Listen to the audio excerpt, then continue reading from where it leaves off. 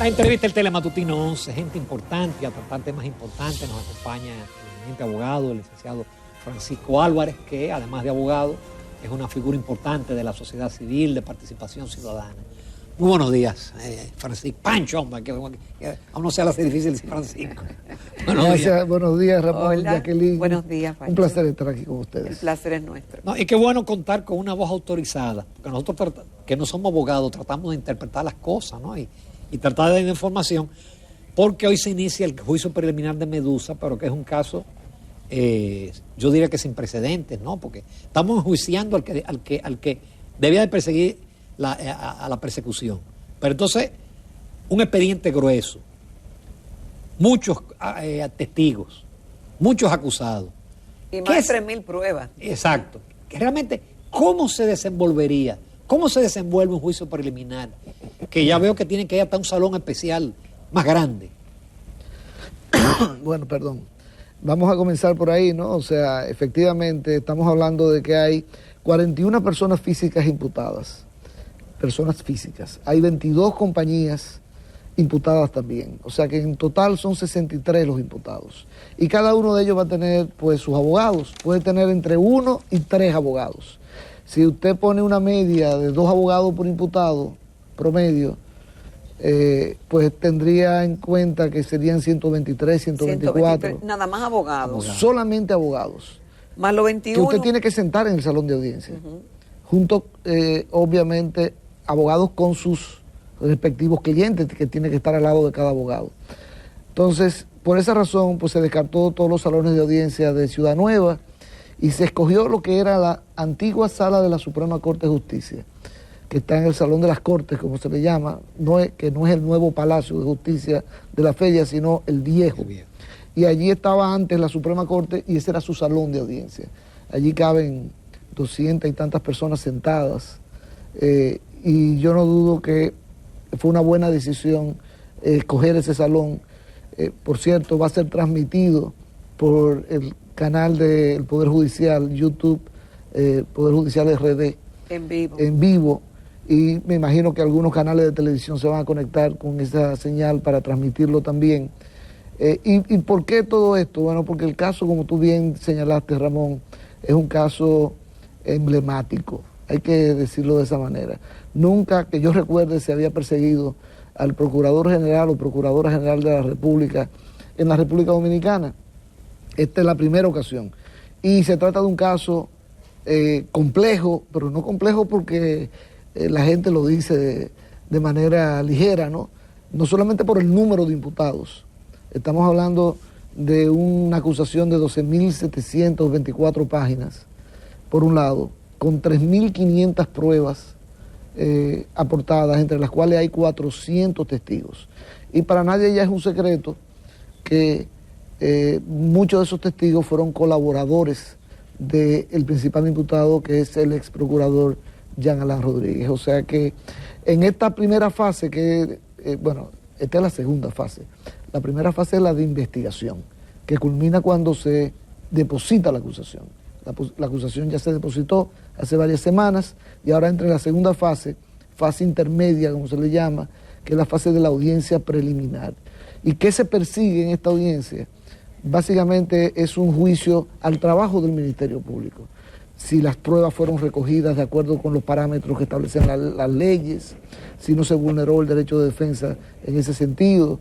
Y sobre todo, es un juicio a las pruebas. Allí el Ministerio Público va a hacer una sinopsis, un resumen de las pruebas que tiene. Y le toca a los imputados, si quieren invalidar alguna de esas pruebas, explicar por qué. Porque una de las funciones del juez de la audiencia preliminar es apoderar al tribunal de fondo, el que va a conocer el juicio de fondo, que es un colegiado integrado por 3 jueces.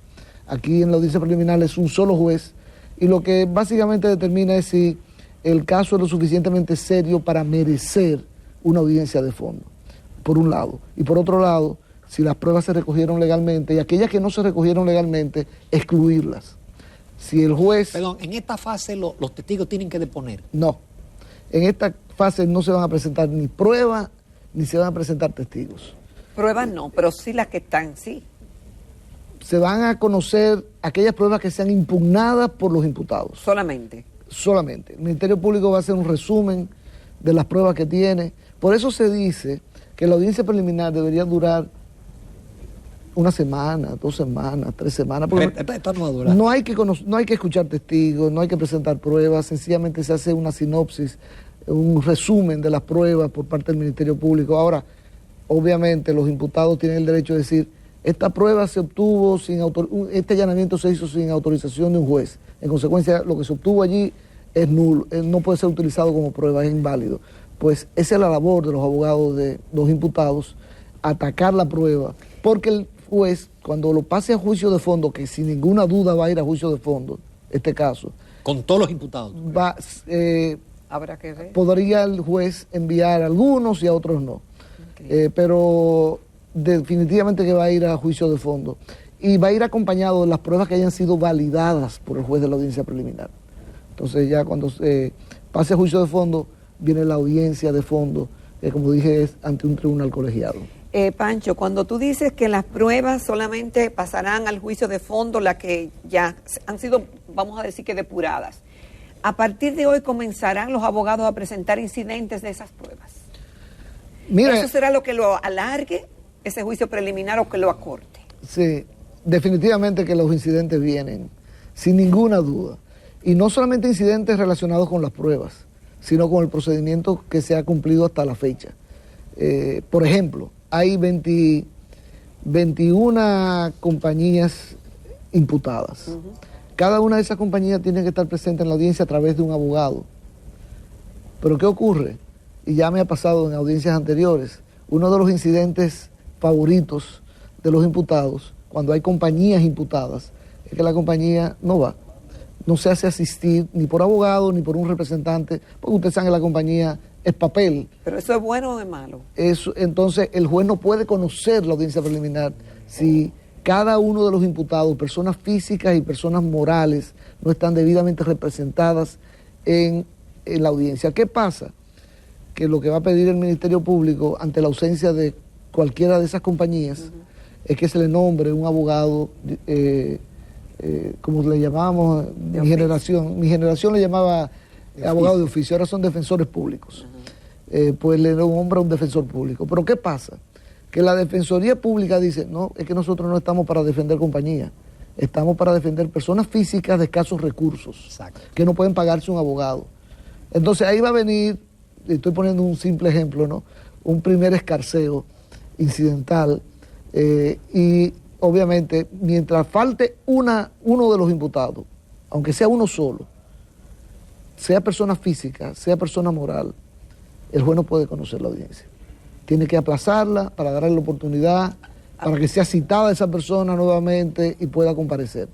Y ustedes verán que eso va a ocurrir con mucha frecuencia, igual que va a ocurrir que de repente un abogado se enfermó, no pudo asistir y el imputado está sin su defensa. Eso se hace pero adrede. al imputado no le conviene eso. Ajá, eso iba a decir, que si eso se hace adrede, le conviene a alguna de las partes que así sea. Porque era que un imputado lo que le conviene es que la cosa salga rápido. Exacto. Mira, eso depende, eso siempre depende. Siempre se ha dicho que el Ministerio Público pide constantemente prisión preventiva y a veces se excede pidiendo prisión preventiva para personas que pudieran perfectamente aguardar el juicio en libertad. Y lo hace porque si la persona está libre, comienza a incidentar el proceso hasta nunca acabar, porque no quiere que se conozca.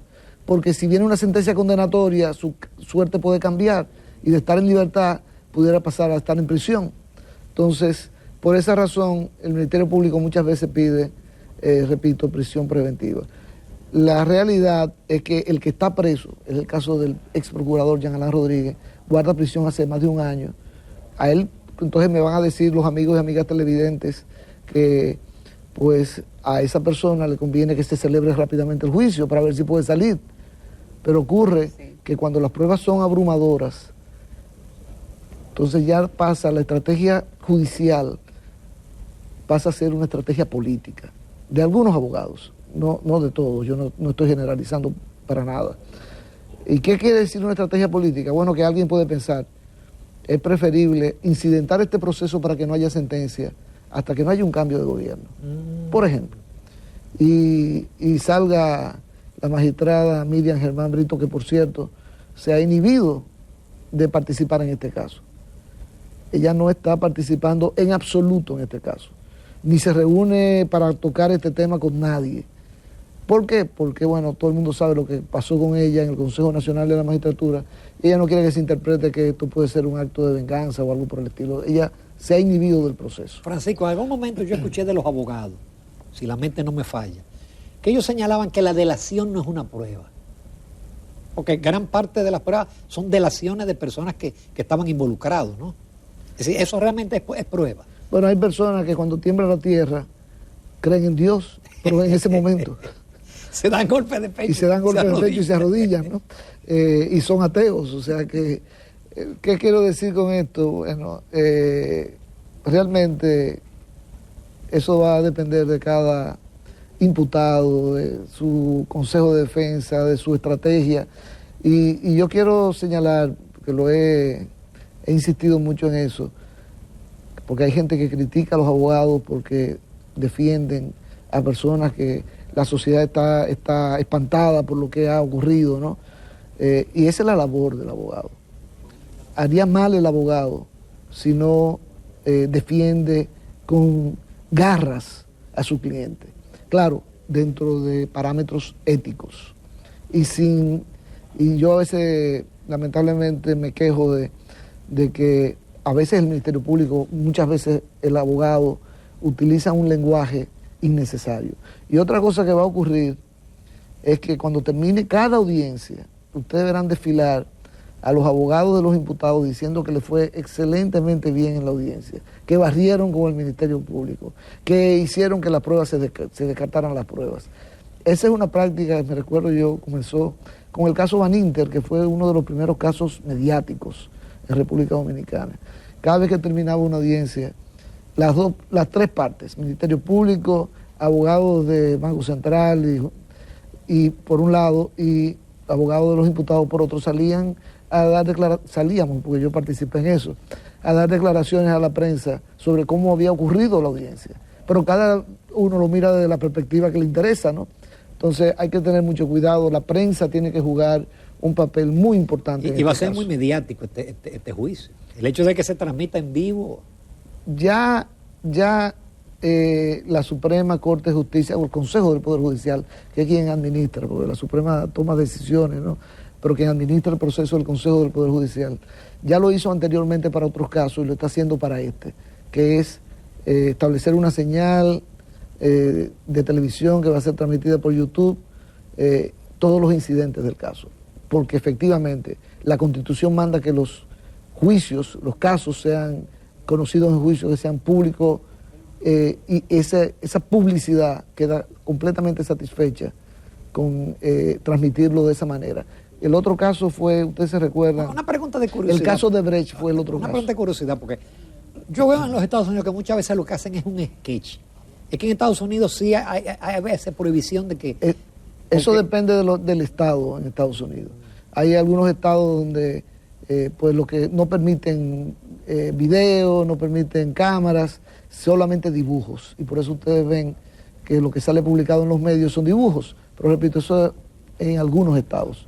En otros pues se permite la publicidad completa, como es el caso que tal vez algunos recordarán de O.J. Simpson, sí, que fue transmitido por televisión, o sea, y aquí en República Dominicana es muy importante que se transmita y que la prensa haga su trabajo de llevar de manera objetiva a la ciudadanía lo que ocurre en el juicio. Ahí no se trata de presionar a jueces en absoluto. Los jueces tienen que hacer su trabajo de manera objetiva, independiente, y dicen, ese abogado está dando declaraciones en la prensa para presionar a los jueces que están conociendo el caso. Pues le toca a los jueces no dejarse presionar, porque ellos tienen que hacer un trabajo definitivamente objetivo. Y los abogados tienen que hacer el suyo, y por eso no se puede criticar cuando los abogados de los imputados pues también van a los medios, dan declaraciones. Yo creo que eso es adecuado que lo hagan, correcto que lo hagan. Con tu permiso, Francisco Álvaro, amables televidentes, nos vamos a una breve pausa, pero hemos aprendido muchísimo en esta parte de lo que es un juicio preliminar y en este caso especial el caso Medusa. Volvemos en pocos minutos. Continuamos en Telematutino 11. Esta mañana estamos complacidos con la participación del licenciado Francisco Álvarez, abogado, representante de la sociedad civil y de participación ciudadana. Hay muchos otros temas, Pancho, pero para terminar con el tema Medusa y pasar a otros de mucho interés también, ¿qué significa esto para la sociedad dominicana? Que un procurador, un ex procurador esté en juicio. ¿Qué significa esto? ¿Cuál es el mensaje que nos deja? Hay uno negativo y hay uno positivo. El mensaje negativo es que la ciudadanía confía en sus instituciones y espera que esas instituciones trabajen pues correctamente. ¿Y qué ha pasado? Que aquella persona encargada de perseguir la delincuencia, la criminalidad, de someter a la justicia a las personas que violan la ley, resulta que era el que estaba violando la ley. Entonces eso pues obviamente genera una desconfianza en la ciudadanía. ¿En manos de quién estamos? Claro, esa es la parte negativa. La parte positiva es que han permitido mostrar al país la importancia de un Ministerio Público independiente, porque esto no se había visto. Y no se había visto ¿por qué? Porque nunca ningún procurador había metido la mano. Yo no creo, francamente, sino sencillamente porque estábamos acostumbrados a la impunidad. Estos casos, bueno, miren el caso de Brecht. ¿Cómo terminó el caso de Brecht?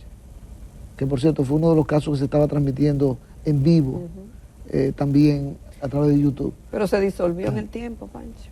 Por eso. Eso no está en eso está en apelación, Sí, se está conociendo en apelación ahora. Aquí, a diferencia de otros países. Y nada más hubo 2 condenados. Exactamente, no hubo condenados, o hubo 2 condenados. Pero fíjense, Odebrecht hay que colocarlo en la alforja de Jean Alain Rodríguez.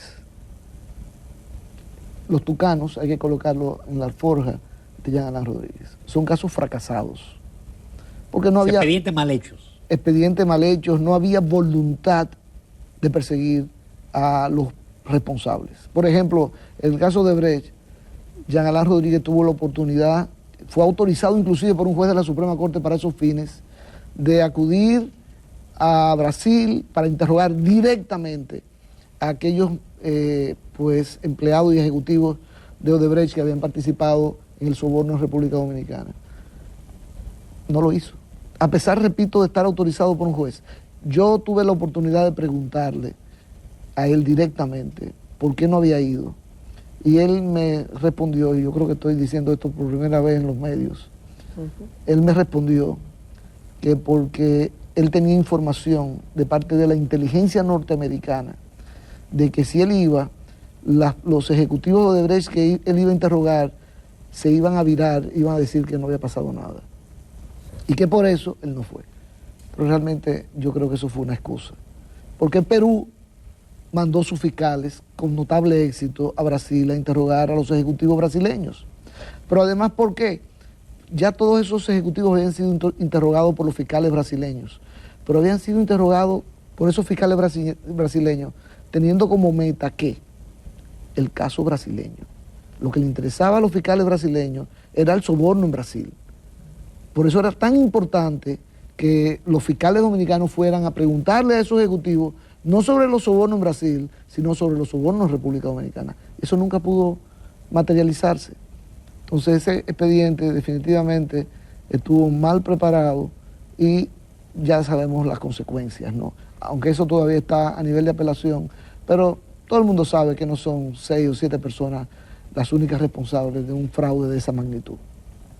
El Tucano sí ya es un caso cerrado. El Tucano ya también hay sentencia, o claro, eso va a ser recurrido también en apelación. Hay sentencia de fondo, pero va a ser recurrida en apelación. Y ya veremos qué va a ocurrir también con ese caso. Pero lo que estoy diciendo es, fíjense la diferencia.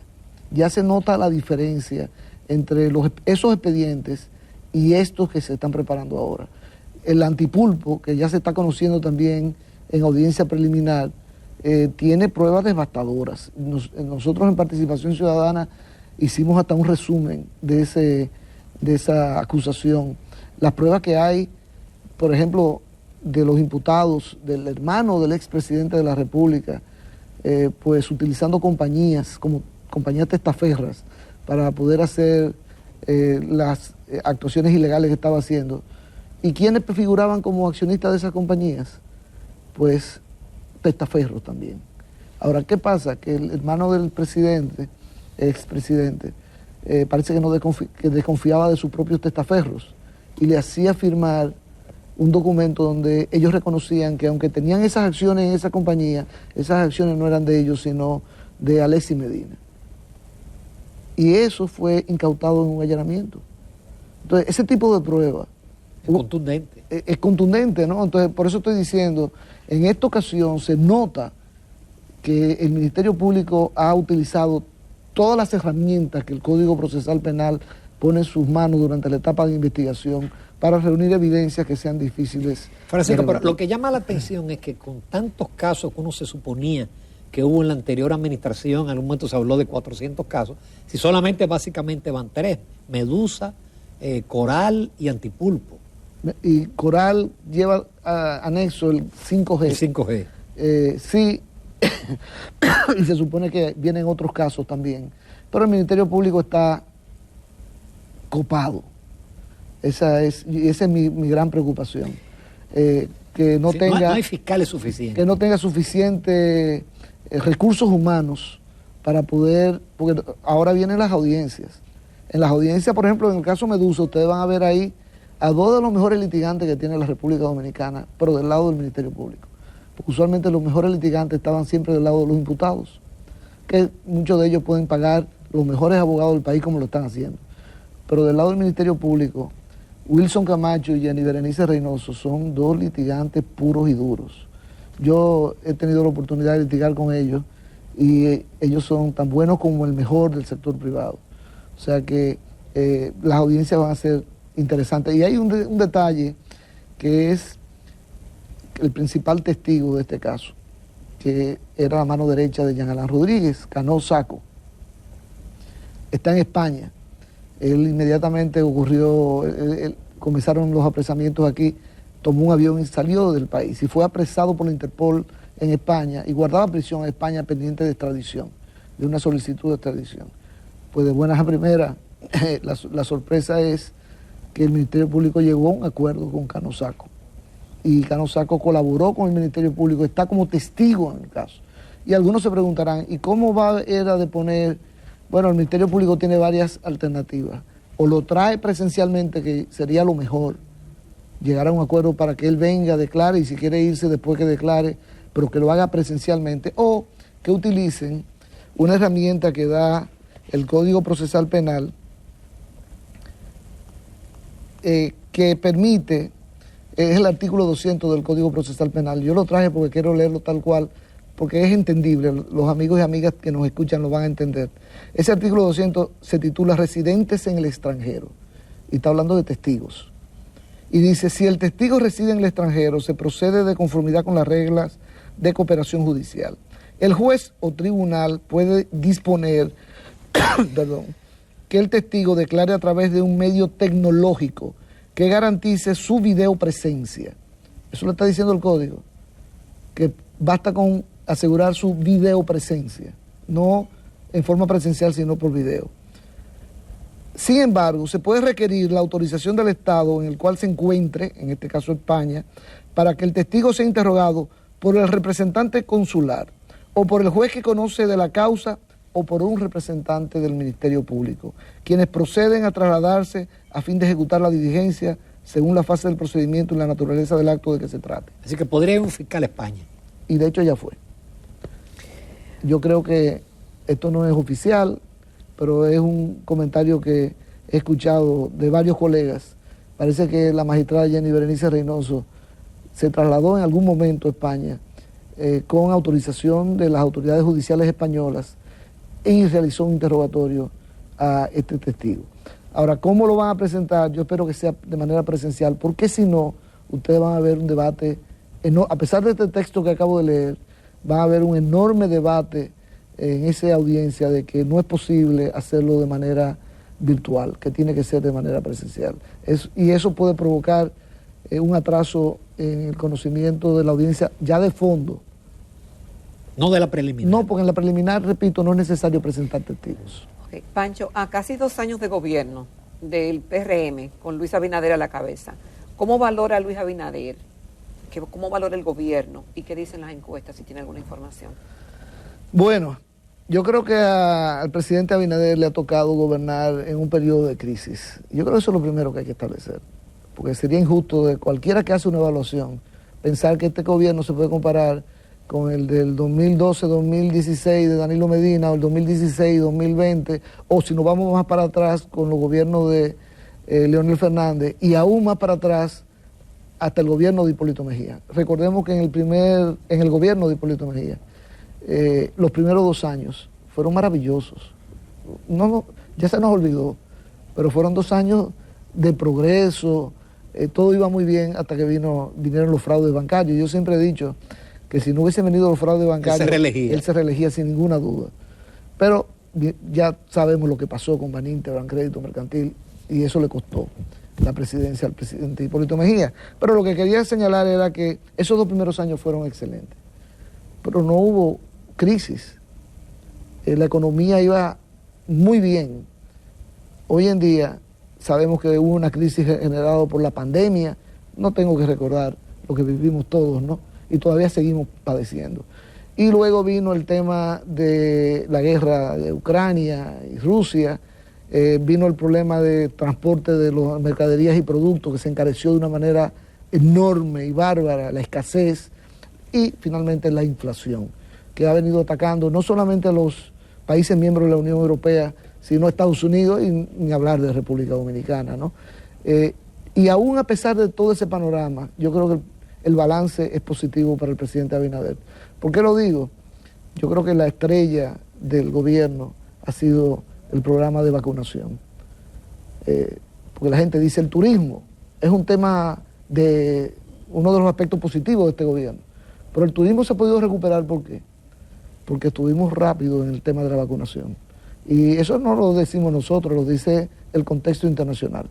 Nos comparan con cualquier país y el tema de la vacunación del COVID se manejó aquí de una manera increíblemente eficiente. Y eso nos ha ayudado a salir más temprano de la crisis que aleja a los turistas de nuestras costas. Y por eso hoy la noticia era que el mes pasado rompíamos récord de visitas de turistas en República Dominicana. Ahora, ¿esto significa que el gobierno va viento en popa? Bueno, segundo aspecto positivo, antes de mencionar eso, la independencia del Ministerio Público, que ha sido real, no ha sido un discurso. El presidente nombró a Miriam Germán Brito, que el que la conoce, yo tengo más de 40 años conociéndola, sé que es una persona íntegra, carta cabal, además de competente. Es una persona independiente, no me cabe ninguna duda, ni hablar de Jenny Berenice, de Wilson Camacho. Y es tanto la independencia que le ha dado el presidente Abinader, que ahora le tocaba nombrar 2 procuradores adjuntos al presidente de la República, para integrar lo que es el Consejo Superior del Ministerio Público, donde hay 7 de los 14 que son designados por el presidente de la República. El presidente pudo haber designado 2 PRMistas, como lo hizo el PLD constantemente, pero no, el presidente le pasó la pelota a la Procuradora General y le dijo, dígame usted cuál es designo. Y lo designó por decreto porque era por decreto del Poder Ejecutivo, pero de los recomendados por la Procuradora General de la República. Y esa independencia lo hemos visto en las encuestas. Hubo una donde ¿quién era el personaje más popular en República Dominicana? Jenny Berenice Reynoso, con un 70%. ¿Y a qué se debe eso? Al manejo independiente de estos casos de corrupción. Porque recordemos que hubo un cambio de gobierno y el principal culpable de ese cambio de gobierno, o responsable, por no decir culpable, fue la corrupción. Eso fue lo que disparó la situación de la ciudadanía, el disgusto de la ciudadanía, y se refleja eso en las encuestas. Ahora, ¿significa que el gobierno va bien? Bueno, lo hemos visto con las renuncias, póngale comillas, de algunos ministros. Primero la ministra de la Juventud, se recuerdan, Kimberly Taveras. Luego, bueno, ahora recientemente dos ministros, el de Educación y el de la Presidencia.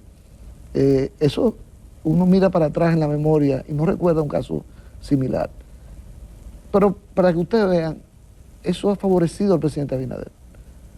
Ustedes dirán, no, pero de su gabinete han cometido irregularidades, pero han salido del gabinete. Primero con una licencia, que la gente decía, no es licencia, tiene que ser renuncia, pero finalmente salen con una renuncia y aleja, evita que se contamine el presidente Abinader. Ahora, ¿cuál es el gran problema que tiene el presidente Abinader?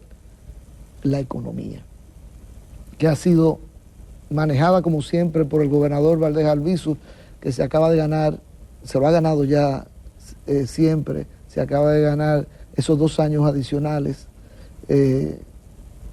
con su continuidad en el Banco Central, que le da confianza a los actores económicos de la República Dominicana. Pero el tema es que la inflación sigue pues afectando a la población dominicana.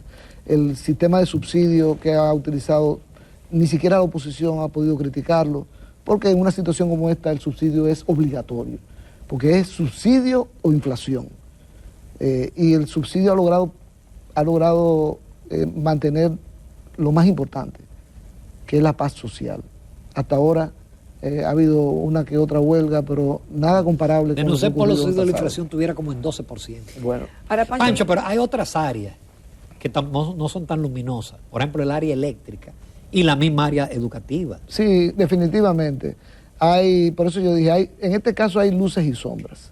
Luces es la forma en que ha manejado la crisis, pero hay áreas, y yo estoy completamente de acuerdo contigo, Ramón, el área eléctrica es un área que no ha sido afortunada, no ha sumado puntos al gobierno actual. Y no solo el lado de la educación, por eso está fuera el ministro de Educación, que era el brazo derecho del presidente Abinader.